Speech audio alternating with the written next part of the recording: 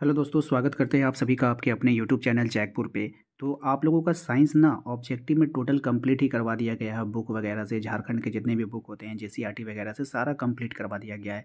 बस आप लोगों को अब एनसीईआरटी का डोज दे रहे हैं। ठीक है, क्या दे रहे हैं?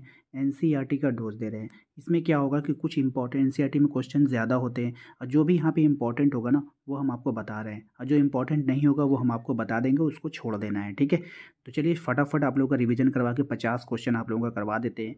इसके पहले भी हमने 100 क्वेश्चन करवा दिया है पार्ट 1 पार्ट 2 में, ये इसका पार्ट 3 है। तो चलिए इसको देख लेते हैं। और इससे पहले यदि आप हमारे चैनल पे पहली बार आएँ तो सब्सक्राइब करके बेल आइकन को दबा लीजिएगा, ताकि आने वाली हर एक वीडियो का नोटिफिकेशन आपके मोबाइल पे जाए। सबसे पहला सवाल देखिए क्या है। कह रहा है कि रक्तचाप यानी रक्तदाब मापने वाले यंत्र को क्या कहते हैं? स्फेग्नोमीटर कहा जाता है, इसको याद रखिएगा, ये इंपॉर्टेंट रहेगा। उच्च रक्तचाप में क्या होता है? तो ये धमनिकाओं का फैलना होता है। ठीक है, ये फैलती है। उच्च रक्तचाप का कारण क्या हो सकता है? चिंता हो सकता है, उत्सुकता हो सकता है, रोग हो सकता है, इनमें से सभी हो जाएगा। ठीक है, याद रखना है आप सभी को। नेक्स्ट सवाल पे आइए क्या है। नेक्स्ट सवाल में कह रहा है कि उच्च रक्तचाप क्यों होता है, आखिर कारण क्या है? तो इसका जो कारण है, इसमें रक्त वाहिनियाँ फट सकती, क्या हो जाता है? हाँ, हाई ब्लड प्रेशर जब होगा, उच्च रक्तचाप होगा तो क्या होगा? तो रक्त वाहिनियाँ फट जाएगी, इसमें आंतरिक रक्तस्राव हो सकता है, हृदय घात हो सकता है, हार्ट अटैक आ सकता है, इनमें से सभी हो जाएगा। ठीक है, इसको याद रखिएगा आप लोग। मछली का श्वसन होता है, मछली का श्वसन जल में घुले ऑक्सीजन से ये करती है, ये इंपॉर्टेंट है, याद रखिएगा। हृदय की धड़कन का तालबद्ध संकुचन किसके द्वारा होता है? एसए नोट के द्वारा। ये इंपॉर्टेंट नहीं है, आपके एग्जाम में नहीं आएगा। हृदय से रक्त को संपूर्ण शरीर में पंप कौन करता है? तो निलय द्वारा। ठीक है, इसको याद रखिएगा। किस जीव में रुधिर का एक चक्र में सिर्फ एक हृदय में जाता है? कौन सा जीव है वो? तो मछली है। ठीक है, याद रखना है। वृक्क का आकार कैसा होता है? तो सेम के बीच के समान होता है, ये इंपॉर्टेंट है, याद रखिएगा। हीमोग्लोबिन का लाल रंग किसके कारण होता है? तो लोहे की मौजूदगी के कारण, यानी आयरन की उपस्थिति के कारण होता है। हीमोग्लोबिन की कमी से क्या हो जाता है? तो हीमोग्लोबिन का कमी से एनीमिया नामक बीमारी होती है, इसको याद रखिएगा, इंपॉर्टेंट है। हीमोग्लोबिन की कमी से क्या होता है? थकान होगा, कमजोरी होगा, चक्कर आएगा, इनमें से सभी हो जाएगा।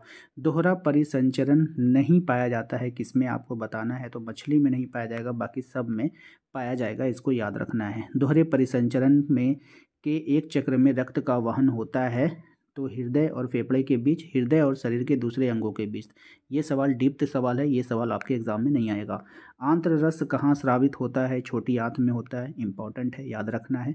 पित्त कहाँ से स्रावित होता है? तो यकृत से, ये भी इंपॉर्टेंट है, याद रखना है। नेक्स्ट है हमारा, पित्त इस भोज्य पदार्थ का विखंडन करता है, यानी किसका करता है? तो वसा का करता है। पाइसीकरण क्या है आपको बतानी है? तो पाइसीकरण वसा के जटिल अणुओं को सरल ड्रॉपलेट्स में रूपांतरण करता है, यानी उसको तोड़ता है। नेक्स्ट है आपका, जठर रस में अम्लता किसके कारण होता है? तो हाइड्रोक्लोरिक अम्ल के कारण होता है। निष्क्रिय पेप्सिन को जो सक्रिय पेप्सिन में बदलेगा वो कौन होता है? तो हाइड्रोक्लोरिक अम्ल होता है। ये सब डिप्थ क्वेश्चन है, ये नहीं आएगा। ठीक है, पाचन का उद्देश्य क्या है? तो पाचन का उद्देश्य इनमें से सभी है, इसको पढ़ लीजिए। ठीक है, नेक्स्ट है आपका, छोटी आंत में पूर्ण रूप से पचा भोजन क्या कहलाता है? तो ये चाइल कहलाएगा। ठीक है, बात समझ में आई। दंत क्षरण क्या है, यानी दंत क्षय क्या होता है? डेंटिन और एनामिल का मृदुकरण हो जाता है। ठीक है, यानी कि उसका टूटना फूटना। नेक्स्ट हो जाएगा आपका, दांत के एनामिल को मृदुकरण कैसे हो जाता है? तो जीवाणु द्वारा उत्पन्न अम्ल के द्वारा। जीवाणु क्या करते हैं? एक अम्ल यानी एसिड उत्पन्न करते हैं, इस कारण से होता है। ये सब आप लोग सिर्फ समझ लो। ठीक है, अगर भूले भटके अगर हार्ड क्वेश्चन पूछ लिया तो ही यहाँ पे आ सकता है, वरना ये सब डेप्थ क्वेश्चन है, इसको आप लोगों को बस आप लोगों को रिवीजन करवा रहे हैं। ठीक है, दंत प्लाक कैसे बनता है? तो ये मुंह के खाद्यान्नों एवं जीवाणुओं से बनता है, ये इंपॉर्टेंट नहीं है। ठीक है, पेप्टिक अल्सर हो जाता है, कहाँ हो जाता है आपको बतानी, तो लंबे समय तक भूखे रहने से हो जाएगा। ठीक है, कैसे होगा? लंबे समय तक भूखे रहने से। शाकाहारी जीवों में छोटी आंत की लंबाई कैसी होती है? तो अधिक लंबी होती है। ठीक है, उसकी लंबाई अधिक होगी। मनुष्य और अन्य मांसाहारी जीव इसका पाचन नहीं कर पाएंगे, किसका? तो सेल्यूलोज का। आपके बोर्ड एग्जाम में भी ये क्वेश्चन बार बार पूछा गया है, तो ये इंपॉर्टेंट है, इसको याद रखिएगा। ईस्ट में ऑक्सीजन की अनुपस्थिति में पैरुवेट क्या बनाता है? तो क्या बनाएगा? इथेनॉल प्लस कार्बन डाइऑक्साइड, ये इंपॉर्टेंट है, याद रखिएगा। नेक्स्ट है, माइटोकॉन्ड्रिया में ऑक्सीजन की उपस्थिति में पैरुवेट क्या बनाता है? कार्बन डाइऑक्साइड, H2O और ऊर्जा छोड़ेगा। ठीक है, एटीपी के टूटने से उच्च ऊर्जा निष्कासित होती है अकार्बनिक फॉस्फेट से। किससे होता है? अकार्बनिक फॉस्फेट से होता है। ये भी इतना इंपॉर्टेंट नहीं है, लेकिन एक बार देख लेना है। इस जीव में ऑक्सीजन ऊतकों से जो है क्या होता है, रक्त के माध्यम से नहीं जाता है। तो तिलचट्टा होता है, ये भी इम्पोर्टेंट नहीं है, डेप्थ सवाल है, ये नहीं आएगा। इस जीव में हीमोग्लोबिन नहीं होता है, इसको देख लीजिएगा, ये इंपॉर्टेंट है, किस में नहीं होगा, तो मक्खी में नहीं होगा, ठीक है। मनुष्य में मुख्य श्वसन अंग क्या है, तो फेफड़ा है, ये भी इम्पॉर्टेंट है, इसको देख लेना है आपको। निम्न में से कौन सी बीमारी श्वसन तंत्र से संबंधित है, तो कौन सा होगा भाई, टीबी भी होगा और आपका निमोनिया भी होगा। होता क्या है कि इसमें आपको सांस लेने में दिक्कत होती है, इसलिए श्वसन तंत्र से संबंधित है। इनमें से स्वपोषी कौन है, ये भी आपका इंपॉर्टेंट है, याद रखिएगा। हरे पौधे क्या है, स्वपोषी है।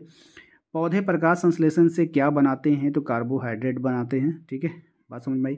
हरे पौधे में रक्षित आंतरिक ऊर्जा किस रूप में होती है, तो ये मंड के रूप में होता है, इसको याद रखना है, इंपॉर्टेंट है। प्रकाश संश्लेषण में प्रकाश ऊर्जा रूपांतरित हो जाती है रासायनिक ऊर्जा में, मोस्ट इंपॉर्टेंट है, याद रखिएगा। पौधे नाइट्रोजन के किस रूप से प्राप्त करते हैं, पौधे नाइट्रोजन किस रूप में प्राप्त करते हैं, तो नाइट्रेट के रूप में और नाइट्राइट के रूप में दोनों हो जाएगा, याद रखिएगा, मोस्ट इंपॉर्टेंट रहेगा आपके एग्जाम के लिए। यह जीव भोजन का विघटन अपने शरीर के बाहर करते हैं, कौन सा, तो यहाँ पे हो जाएगा आपका फफूंद, ईस्ट, मशरूम, इनमें से सभी हो जाएगा, याद कर लीजिएगा, इंपॉर्टेंट है। यह अस्थायी प्रवर्ध की मदद से भोजन ग्रहण करता है, कौन, अमीबा, ये भी इंपॉर्टेंट है, याद रखिएगा। नेक्स्ट सवाल है हमारा, शरीर की सतह से पोषण, श्वसन और उत्सर्जन, इसके मुख्य लक्षण क्या हो जाएंगे, तो अमीबा, इसको याद रखिएगा। नेक्स्ट है आपका, एंजाइम की भूमिका हमारे शरीर में किस रूप में होती है, तो जैव उत्प्रेरक के रूप में, ये भी मोस्ट इंपॉर्टेंट है, याद रखना है। लार एमिलेज का क्या कार्य होता है, जटिल मंड अणु को शर्करा में खंडित करना यानी तोड़ देना, ये भी इंपॉर्टेंट है। कर्मा कुंचक गति कहाँ पाई जाती है, तो आहार नली में, ये भी इंपॉर्टेंट है, याद रखना है। अमाशय का पिछला भाग क्या कहलाता है, तो अमाशय का पाइलोरिक कहलाएगा, ये भी इंपॉर्टेंट है। अमाशय में जठर रस पाए जाते हैं, कहाँ, तो हाइड्रोक्लोरिक अम्ल, श्लेष्मा, पेप्सिजन या इनमें से सभी।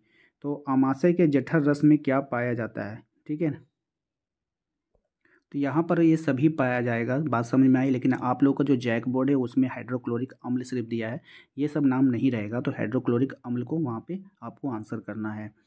क्वेश्चन नंबर 149 में कहा जा रहा है कि अमाशय की ग्रंथियों में अत्यधिक अम्लीय स्राव से क्या होगा, तो श्लेष्मा का स्राव घटता है, पेप्टिक अल्सर होता है, ठीक है। ये इंपॉर्टेंट नहीं है लेकिन फिर भी देख लीजिएगा। भोजन का हानिकारक बैक्टीरिया को नष्ट करता है, ये भोजन के हानिकारक बैक्टीरिया को नष्ट कर देगा, कौन, हाइड्रोक्लोरिक अम्ल, ये इंपॉर्टेंट है, इसको याद रखिएगा। तो उम्मीद करते हैं आप लोगों को आज का ये वीडियो पसंद आया होगा। वीडियो पसंद आया तो वीडियो को लाइक करना है, चैनल पे पहली बार आए तो सब्सक्राइब कर लीजिएगा, बेल आइकन को दबा लीजिएगा ताकि आने वाली हर एक वीडियो का नोटिफिकेशन आपके मोबाइल पर चला जाए। मिलते हैं अगले वीडियो में।